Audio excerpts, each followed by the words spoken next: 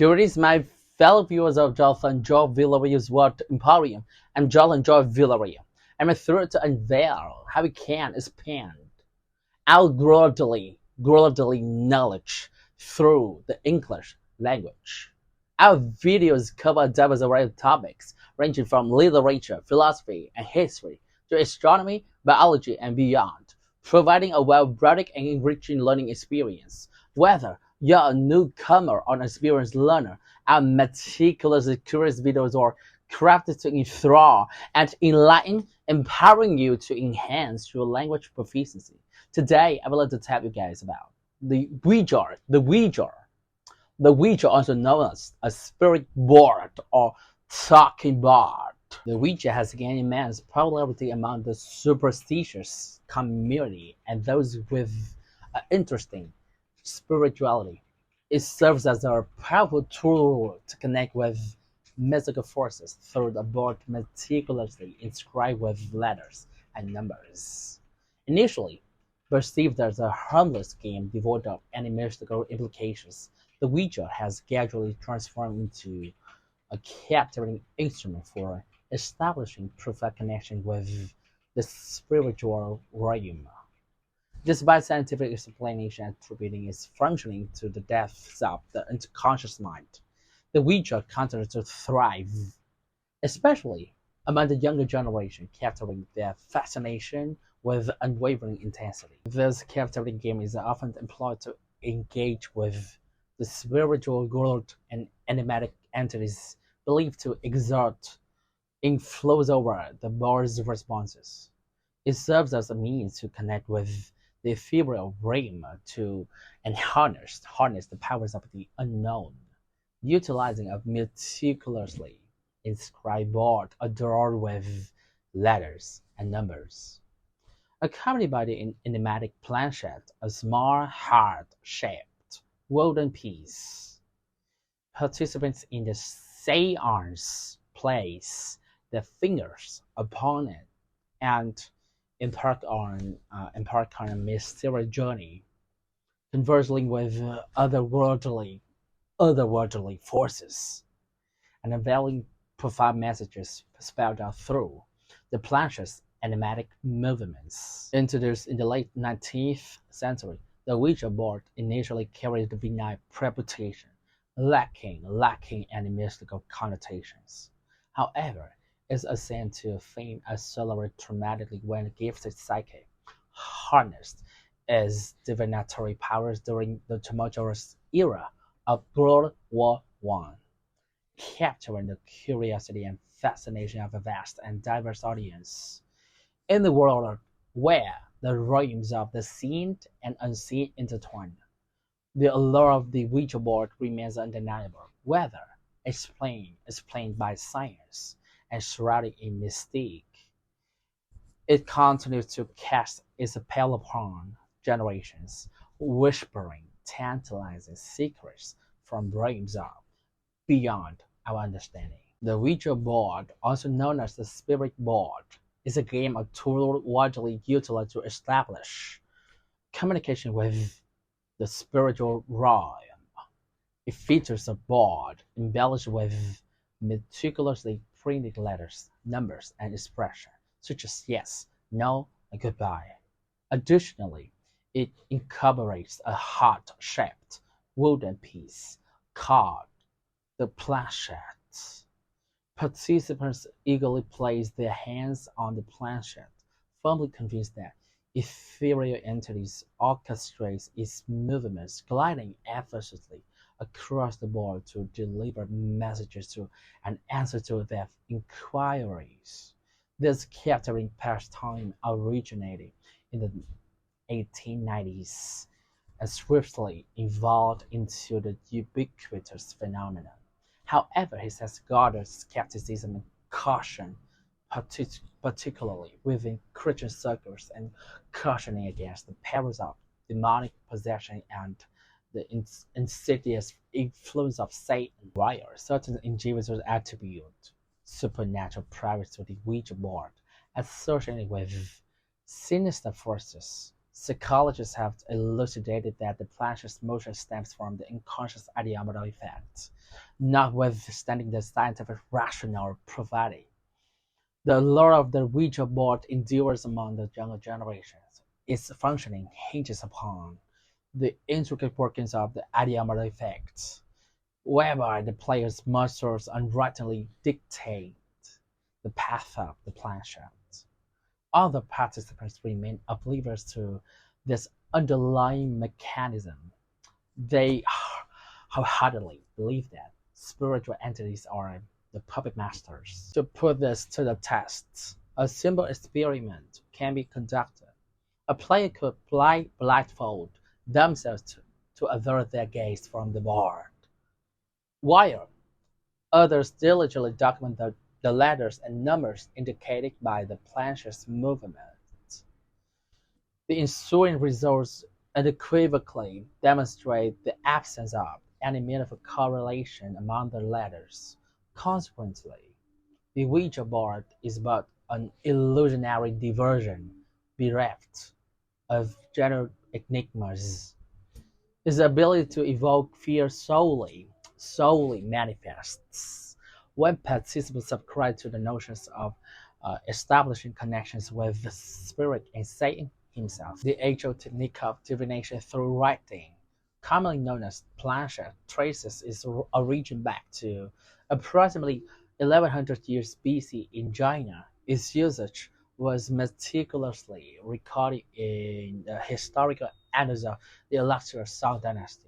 Within the Taoist tradition, the planchettes were deftly employed as a conduit to establish communication with the ethereal realm or departed souls, employing a meticulously structured and closely monitored ritual. However, with the advent of the Qing dynasty, its practice fell under the Spanish domain. Certain texts within the realm of Taoism are believed to incorporate the utilization of the planchette. Similarly, the art of writing-based divination permeated diverse ancient civilizations from India to Greece, Rome to medieval Europe. Vietnam, a nation deeply influenced by the harmonious blend of Chinese and Western cultures, crafted its unique form of divination, giving birth to the faith known as Đại Đạo Tam Kỳ Phổ Độ, colloquially referred to as Cao Dai. This religious movement materialized from the fusion of planchette traditions and the profound teachings of Manchu religion, entwined with the very essence of Western spiritualism. Devotees of Kant firmly hold the conviction that the meticulously structured hierarchy, ecclesiastical rankings, and sacred scripture have been divinely imparted through the sacred medium of planchette. While this particular form of divination often attracts skepticism for its purported superstitions and potential legal ramifications, Gaudai religion commands a substantial following, ranking third among the religious practices prevalent in Vietnam. Moreover, the government of Vietnam formally recognized Gaudai as a legitimate or officially sanctioned religious institution. Passionate Christians, especially those practices the Protestant faith in the United States, vehemently condemn the utilization of the planchettes. They firmly believe it to be an instrument of Satan, claiming to invent messages from the divine. A representative from Human Life International characterized by the planchette as a medium for communing with spirits and advocates for its outright prohibition. Meanwhile, a bishop of Micronesia issues a cautionary statement equating the use of the planchette with engaging in communication with demons. Even the esteemed writer Gilbert Keith Chesterton found himself captivated by the planchette during a personal crisis. Notably, former Italian Prime Minister Romano Prodi made the bold declaration in the seance held in 1978, asserting that the spirit of the Giorgio La Piera spelled out the name of the street where former Prime Minister Adele Moro was apprehended. The customary procedure for employing the planchette in the United States entails the following steps: make the necessary preparations by obtaining the planchette and the board, select a serene and well-ventilated environment, dim the lights to create an atmosphere of subdued illumination. Prior to commencing, focus your attention and maintain a moment of silence. Begin recording using an audio recorder or a recording app. Take your seat facing each other and position a planchette at the center of the wall. Place your hands gently upon the planchette. Carefully formulate clear and concise questions to elicit the desired answers. Patiently await the movement of the planchette indicating letters, numbers, and words. Document the letters, numbers, or words that are indicated. Proceed with further inquiry to sustain the conversation once the session is concluded. Express express gratitude towards the planchette and bid it farewell. Conclude the spiritual connection with a bow. Subsequently, review your notes and recordings and feel free to share the experience with others. When utilizing the planchette, it is crucial to bear in mind a few important considerations to ward off negative spirits. It is customary to place a silver coin on the board. This is believed to repel malevolent entities, although they may still make their presence known. The positioning of the sun and the moon can serve as indicators of the spiritual connection. Sunlight is considered favorable, while moonlight is seen as unfavorable. When encountering negative spirits, express gratitude and bid them farewell. Wait for the planchette to move to the goodbye position, indicating the departure of any malevolent entities. It is advised not to use the planchette alone and to avoid employing it within the confines of your home or in funeral homes to prevent spiritual attachments. Should feelings of fear or loss of control arise, it is recommended to conclude the session, move the planchette to the goodbye position and say, "We must go rest in peace." Conclude the call with politeness, asking sufficient questions, bidding farewell, and patiently waiting for the planchette to autonomously move to goodbye. If this does not occur, politely express your enjoyment of the conversation and proceed to move the planchette to the designated designated position. Consistent pointing to the number 8 by the planchette is often interpreted as a sign of an angry spirit. This connection stems from the legendary tale of Wild Bill Hickok, who met his tragic demise while drawing the cards 8 ace, 8 ace. Such folklore has become intertwined with the use of the planchette. From the Catholic perspective, the manifestation of spirits has been widely referenced throughout history, encompassing countless accounts and captivating stories. However, delving into each specific case presents its own set of challenges and thought-provoking questions. Some skeptics argue that these experiences are mere figments of imagination or vivid dreams. In certain instances, the influences of profound psychological factors stemming from the sorrow of losing loved ones may explain such encounters. Assuming that these individuals generally perceived spirits, the images they behold could be creations of their vibrant consciousness. Similarly, when someone asserts to have witnessed the apparition of the Virgin Mary, the variations in her form and facial features across different locations may very well be products of our own imaginative faculties. Similarly, when individuals claim to have glimpsed to the apparitions of Jesus Christ, it is crucial to acknowledge that the images they be perceived might not necessarily reflect his true post-resurrection form. The permissibility of summoning spirits encompasses a multitude of aspects.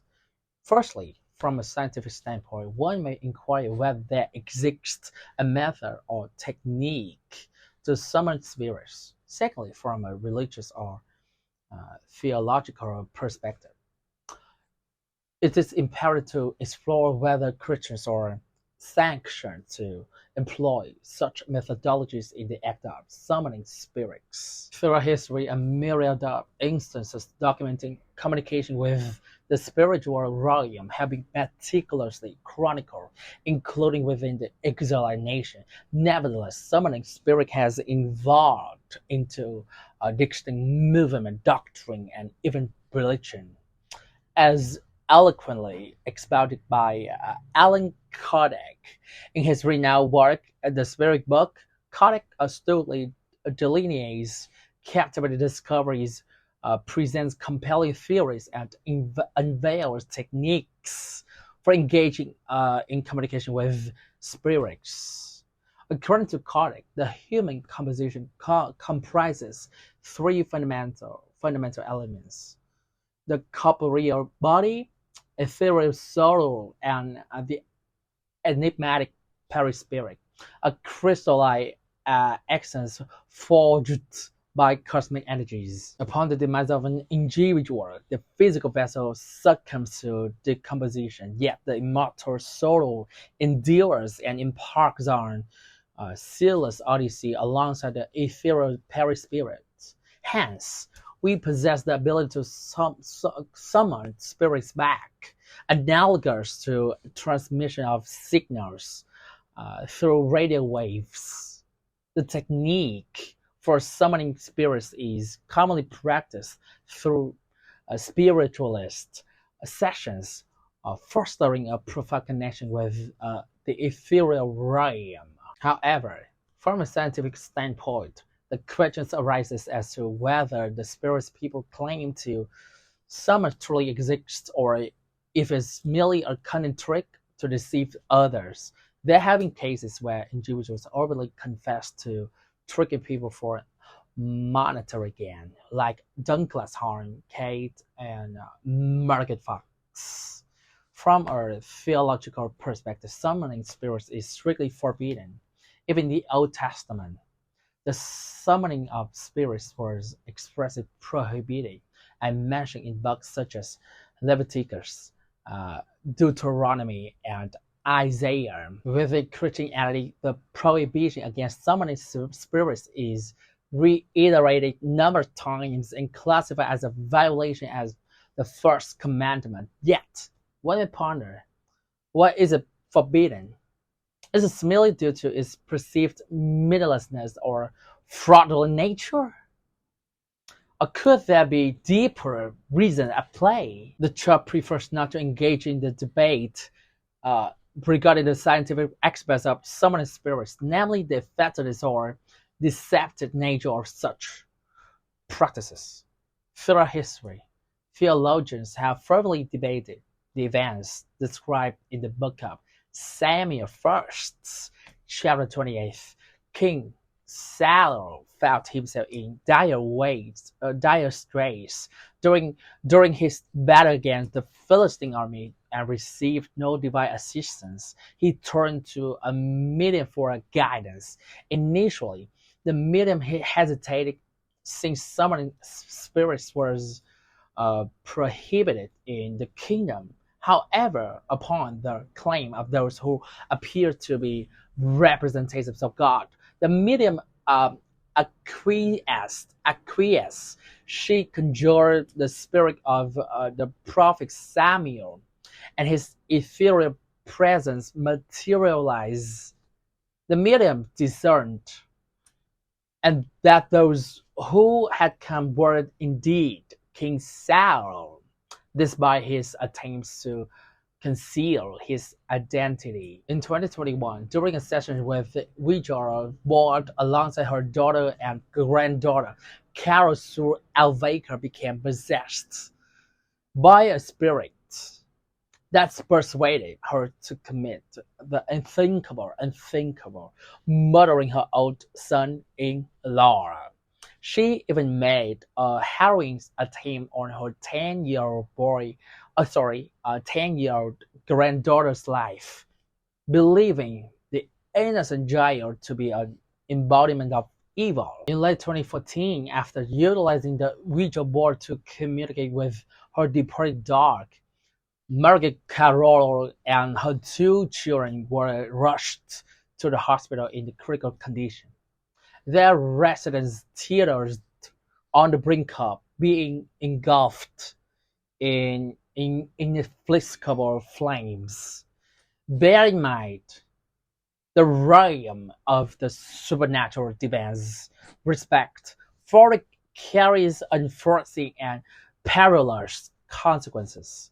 It is prudent to approach such practices with utmost caution and seek guidance from trusted spiritual authorities. As the old adage goes, better safe than sorry. Throughout history, the act of summoning spirits has loomed large and continued to stir up debates.